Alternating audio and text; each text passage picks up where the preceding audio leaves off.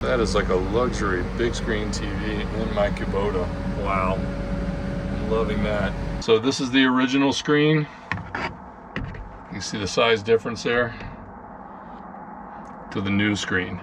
Now I know why Kubota didn't put this in here factory, because it's so tight. You have to make sure that you can clear the sticks as well as the door. So I have significant challenges to get this all to fit together nicely.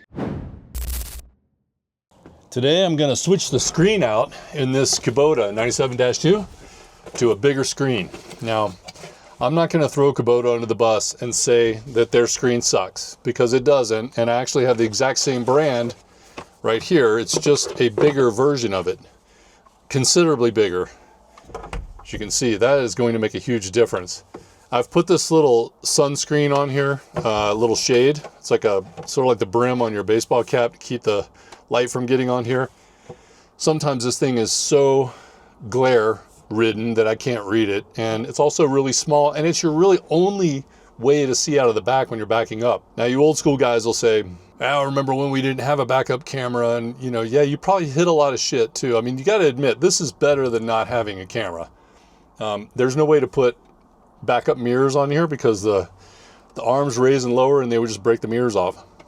And it's not that easy to see out looking behind you, and you can't really turn your head around every single time you're going back and forth, back and forth.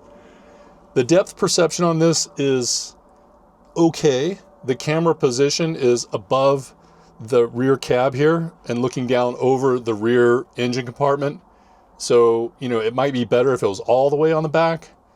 I might switch that later, but today we're not talking about the camera, we're talking about the screen. And I want to see a bigger image of what's behind me. I wanted to get the same brand because this brand is going to seamlessly connect to the camera that I already have, and I didn't want to run all new cameras. Now, this will connect to a whole bunch of cameras, so I could put cameras in front, side.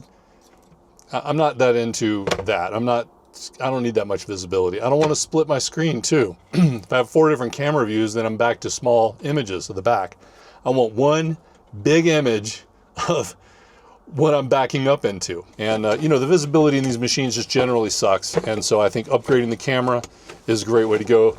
So if you're really curious and you just want the nitty-gritty details, I will put a description to this e-trailer purchase, and we'll just jump into the installation here. I'm gonna have to modify this bracket.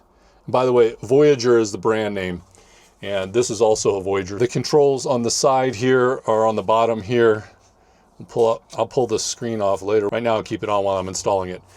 Now this has the screw holes in the back that will fit this bracket, but I'm probably gonna have to modify the bracket. You can see that it's got two bolts here plus 2 more here that run down the support off of here. I don't know what's supporting what, but this is definitely gonna have to come off to get that bracket off.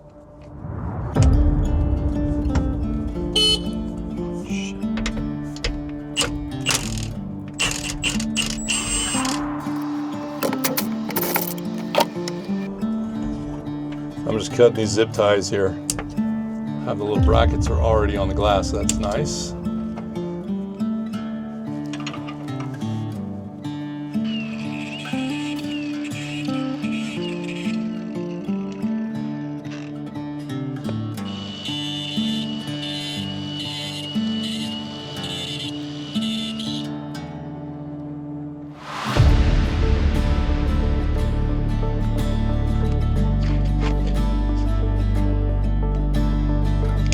Part goes behind the other part. There's the threads in there, so I can put tape over that.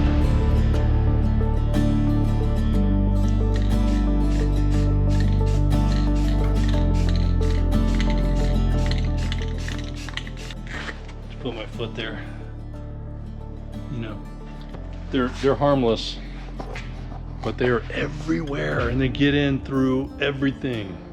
Taped off my screw holes, the ones that matter, so they don't get pain in the threads. And we've got our little modifications here.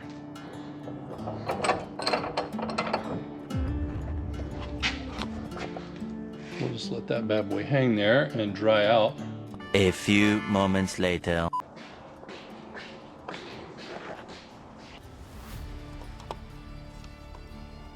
All right, I've got all these other triggers that I don't need, and I've just cut the exposed ends that they came with off. and bundled them together where they're not touching.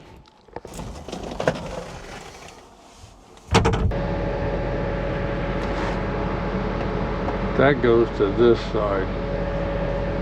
Cam 1 there.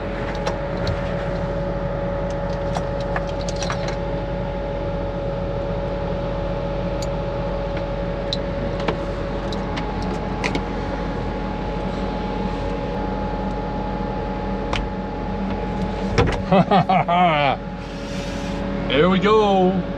Hell yeah, baby. So the difference between this and the original is that because there's 4 cams, they put it in a whole separate harness. And so we've got the power, ground, trigger, and then the camera itself. But we can do all the display settings here. So I'm not going to get into all that right now, but I probably will adjust it a little bit. It looks pretty good color-wise. So I am really happy with this. Now let's see if when I turn it off and turn it back on, if I have to turn the camera on every time. Okay, now let me repower the machine. All right, perfect. So it's operating all by itself. I didn't have to turn it on. And let's see if when I turn it off, yeah, all the lights go out. So it's not going to be draining power. Let me get this. So gratifying. Oh yeah, what a difference. So this is the original screen. You see the size difference there to the new screen. This one has a shiny appearance to it. This one has a very matte appearance to it, which is going to help with that glare problem that I'm always having. And again, does not hit anywhere. You know, even with my thumb on there, I'm not hitting anything. Now that is pretty close. I did have to customize my bracket, cut a V out of there, cut this big notch out of this panel here. I haven't even fully tightened all this down yet, but I will clean up all my wires and tighten all this up. I just painted this black. It was gray before. It actually looks nicer that way. And these are the screws, 4 screws in the original bracket. That little notch right there is coming from the door as I lower it. I knew this was going to be a tight squeeze. So as the door comes down, this bracket right here, which is kind of big, this is hitting.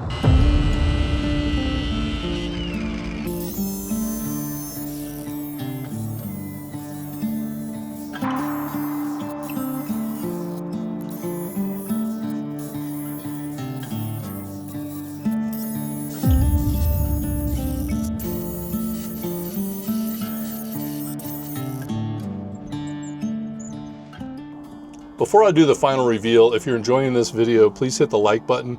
And don't forget to subscribe if you want more off-grid, heavy equipment, homesteading type videos, because that's what I do every week. Here's what it looks like outside the cab. You can see it does have a little bit wider profile as it sticks out here because of this little sun shield on here. But I think that is a great feature because the sun is always finding its way onto the screen. You can see this is very close, but it doesn't hit. I can't even make it hit. So getting in and out, you're not gonna have any issues there. Again, I went into the factory bracket and then the factory screws. There's lots of options on the back of this, but I did not have to modify, drill anything, and it is very stable. It's not moving at all. Plenty of room. That seems pretty close, but there's no way it's gonna touch. It can't touch. And we've got the little factory wire keepers that came stuck on the glass there. This fits beautifully right in between. And all that is very neat. This is pretty much how they ship them, with just the wires laying across the back there. And then it goes up through this little grommet to the camera. And that's the factory mounting of the camera. I guess you could put it on the back down here on the door, but you'd have to run some more wires. And to me, it's not worth it. Up here, it's a lot less likely to get knocked around or broken with all the service techs and everybody that's going to be working on this machine, plus brushing into whatever you're running into out there in the field. So one more time again, let's just crank it up. Comes right on. Beautiful, look at that. Look at the size of that. That is like a luxury big screen TV in my Kubota. Wow. I'm loving that. I mean, look at that. Look at that view. Oh, shit.